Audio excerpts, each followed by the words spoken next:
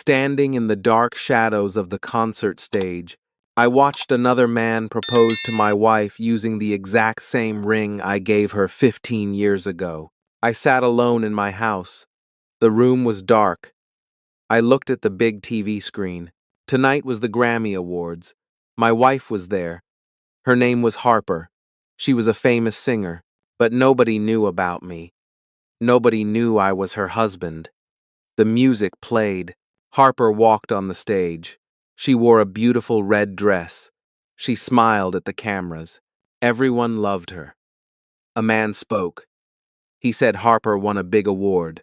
The song was called The Invisible Man. It was the best song of the year. I felt strange. I wrote that song. I wrote it for Harper. It was our anniversary gift. I gave it to her 10 years ago. The song was about me. It was about my pain. It was about my life in the dark. Harper took the award. She started to cry. The tears ran down her face. She spoke into the microphone. "Thank you so much," she said. "This song is very special to me. I want to thank my soulmate. I want to thank my inspiration. Leo, this is for you." The camera moved. It showed a young man in the audience. His name was Leo. He was an actor. He was not her real boyfriend. It was all fake, but the world did not know that. Leo smiled. He blew a kiss to Harper. Everyone clapped. Everyone cheered. They thought it was beautiful. They thought it was real love. I felt sick. My hands were cold. I looked down at the floor. The old paper was there. It was the song. I wrote it with my own hand. Every word was mine. Every note was mine. She took my song. She took my pain. She gave it to another man.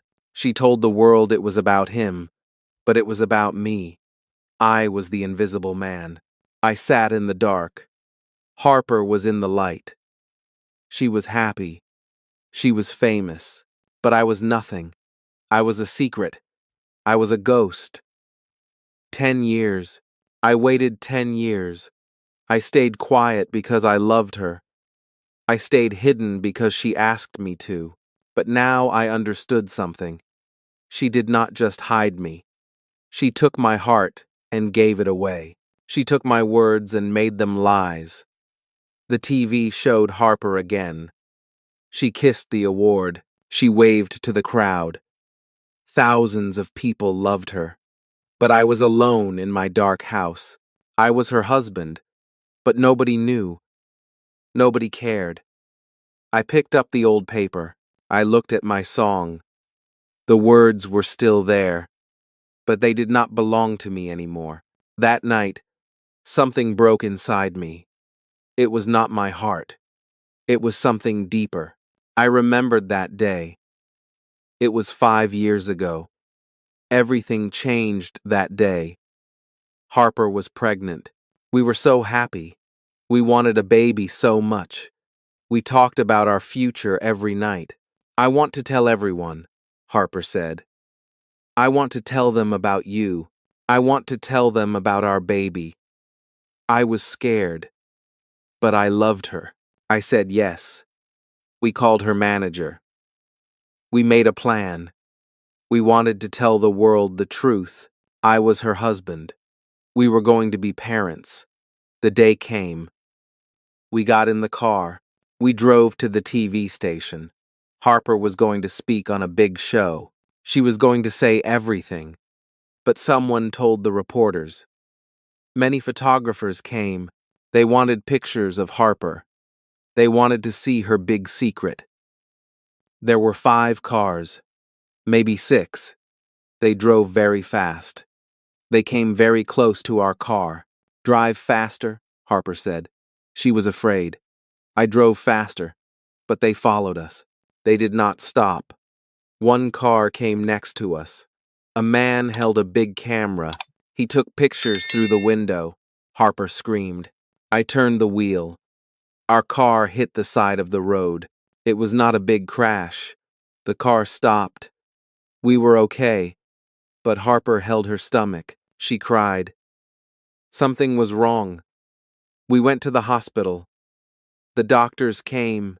They talked to us. They said our baby was gone. The stress was too much. The fear was too strong. Harper cried for days. I cried too. Our baby was dead. Our future was gone. I looked at those photographers. I looked at the cameras. I looked at the people who wanted to know everything about Harper's life. They killed our baby. Fame killed our baby. Harper's manager came to the hospital. He brought papers. He said Harper needed to stay single in public. He said it was better for her career. He said it was safer. Sign this, he said to me. Stay hidden. Protect Harper. No one can know about you.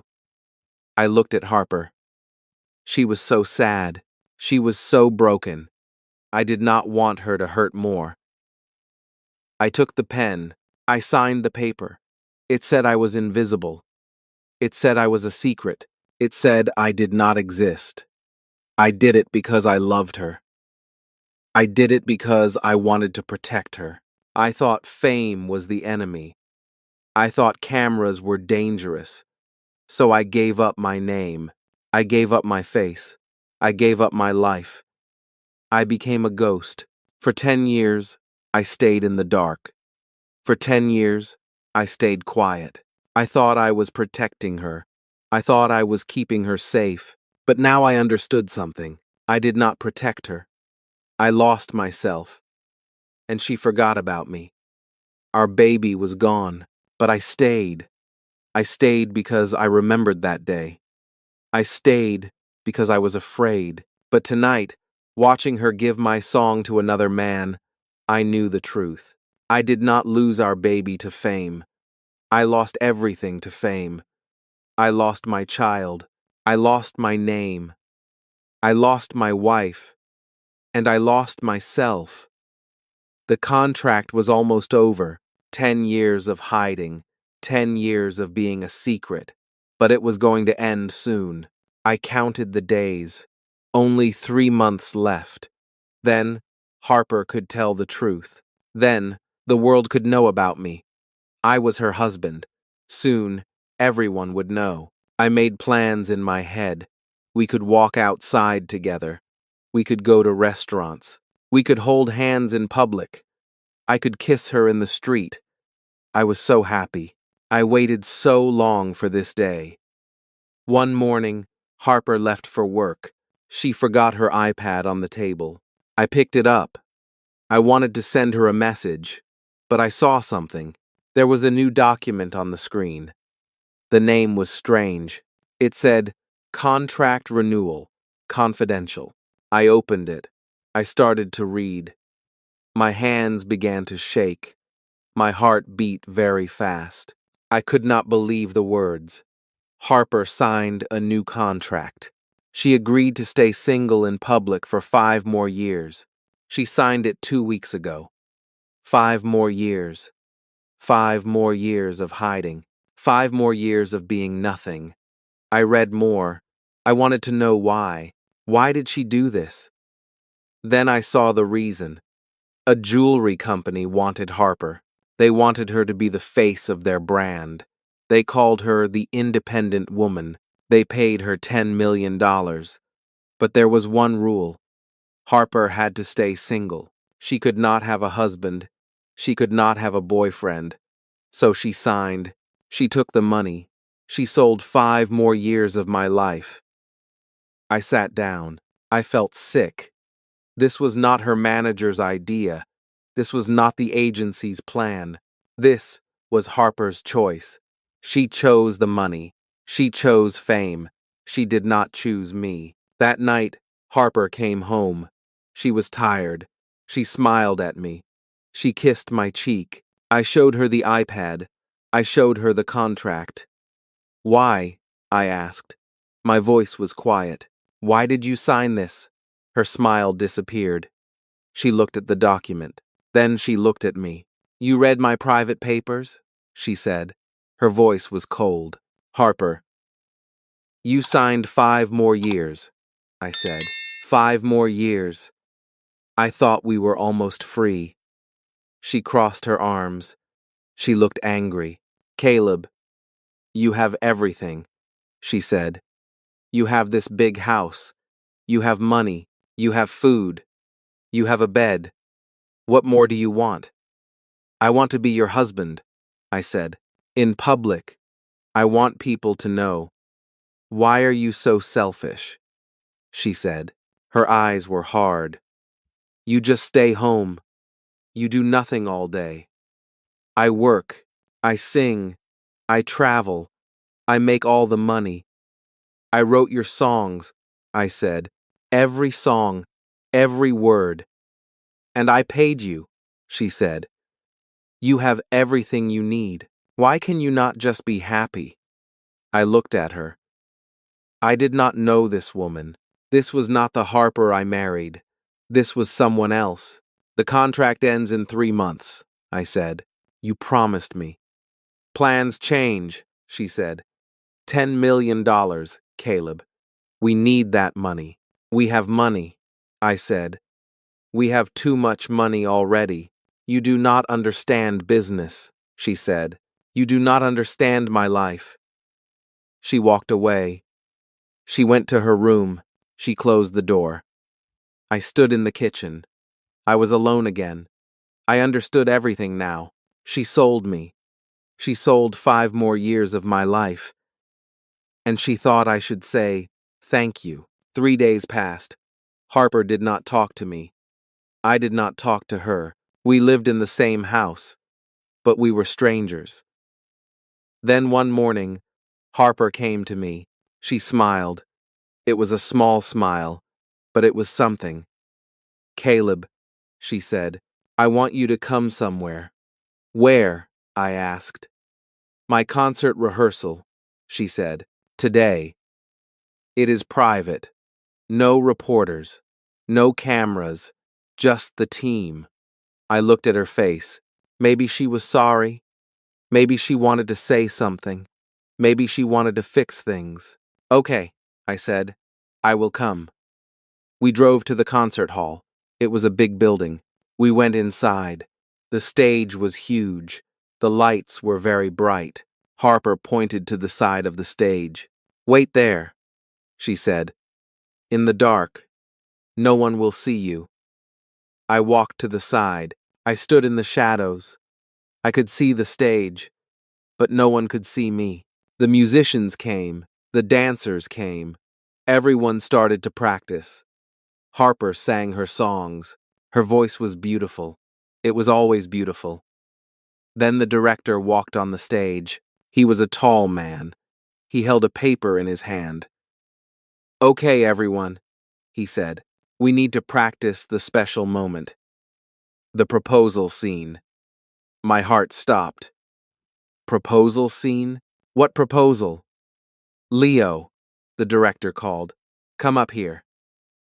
Leo walked onto the stage. He wore a nice suit. He smiled his big smile. Everyone loved Leo. Harper stood in the center. The music started to play. It was a slow song. It was a love song. Leo walked to Harper. He took her hand. He looked into her eyes. I watched from the dark. My chest felt tight. Something was wrong. The music got louder. Then it stopped. Everything was quiet. Leo got down on one knee. He reached into his pocket. He pulled out a small box. He opened the box. Inside was a ring, a gold ring. It had a small diamond. I looked at the ring. My heart broke. It was the same ring, the same design, the same everything. It looked exactly like my wedding ring, the ring I gave to Harper 15 years ago. Leo spoke. His voice was loud and clear. Harper, he said, will you marry me? The whole room waited. Everyone watched. The cameras were ready. This was for the tour.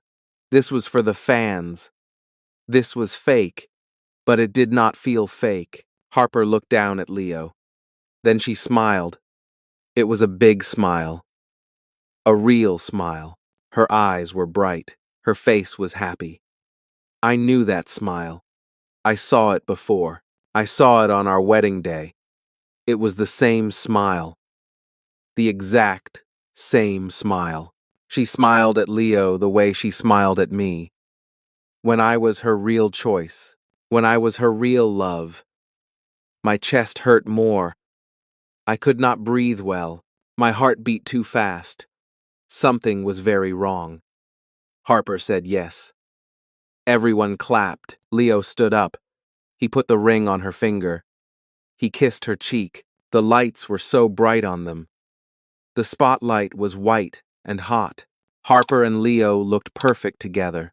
They looked like a real couple. They looked like love. I was in the dark. I was in the shadows. No one looked at me. No one saw me. My chest hurt so much. I could not breathe. My left arm felt strange. The room started to spin. I tried to call out. I tried to say Harper's name, but no sound came out. I fell down. My body hit the floor. The pain was everywhere. On the stage, the music played again. Harper and Leo danced. Everyone watched them. The lights were so bright. But no one looked at the dark corner. No one saw me on the floor. No one heard me. My eyes closed. I thought about many things.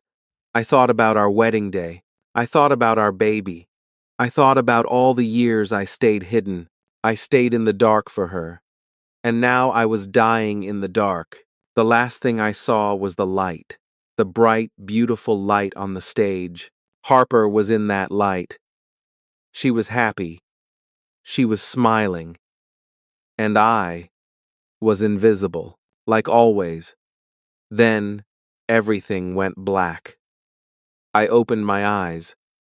The room was white. The lights were bright. I heard strange sounds. Beep, beep, beep. I was in a hospital. I was alive. An old man sat next to my bed. He wore a blue uniform. He was a security guard. His name was on his shirt. It said, "Samuel, you are awake," he said. He smiled. Good. I was worried. What happened? I asked. My voice was very weak. You fell down, he said. At the concert hall. I found you. I called for help. The ambulance came. Where is Harper? I asked. Samuel looked sad. I do not know, he said. I called her phone. Nobody answered. I looked around the room. Harper was not there. Nobody was there. Just me and this old man. Thank you, I said to Samuel. You saved my life. It is okay, he said. He stood up. I need to go back to work, but you rest. You are safe now. He left. I was alone again. I looked at my phone. There was one message. It was from Harper. Sorry, press conference ran late. I will be there soon. I read it 3 times. Press conference. Not are you okay? Not I love you. Just press conference ran late. I looked at the time. The message came 4 hours ago. She was not coming. She was busy. I understood everything then. My heart did not kill me. The pain did not kill me. Harper killed me. Slowly, for 10 years. I was not dying from a bad heart. I was dying because nobody cared. I picked up my phone. I called my lawyer. His name was Mr. Parker. He was a good man. He knew everything about my life. Caleb, he said, are you okay? I heard about the hospital. I need you to do something, I said. I need you to do it now. What do you need? He asked. I want a divorce, I said. I want to end this marriage. Okay, he said. I can do that. And one more thing, I said. All the songs, every song I wrote, I want them back. Mr. Parker was quiet for a moment. You mean the copyrights? He asked. Yes, I said. I never sold them. I only let Harper use them because she was my wife. But now, she is not my wife anymore, so she cannot use my songs. Caleb, Mr. Parker said slowly, if you do this, her career will stop. All her music will disappear. Her tour will end. Everything will stop. I know, I said. Do it. Do it today. Are you sure? He asked. I am sure, I said. I gave her 10 years. She gave me nothing. Now I take back what is mine. Okay, Mr. Parker said. I will start now. The papers will be ready in 2 hours. I closed my eyes. I felt tired. But I also felt free. 2 hours later, my phone rang. It was Mr. Parker. It is done, he said. The divorce papers are filed. The copyright claims are filed. All the music platforms got the notice. They are removing her songs right now. Thank you, I said. I turned on the TV in my hospital room. The news was on. I waited. Then I saw it. Breaking news. Big red letters on the screen. Harper's music removed. Due to copyright dispute. World tour canceled. The news reporter talked fast. She looked excited. This is a huge shock, she said. All of Harper's songs disappeared from every platform today. The reason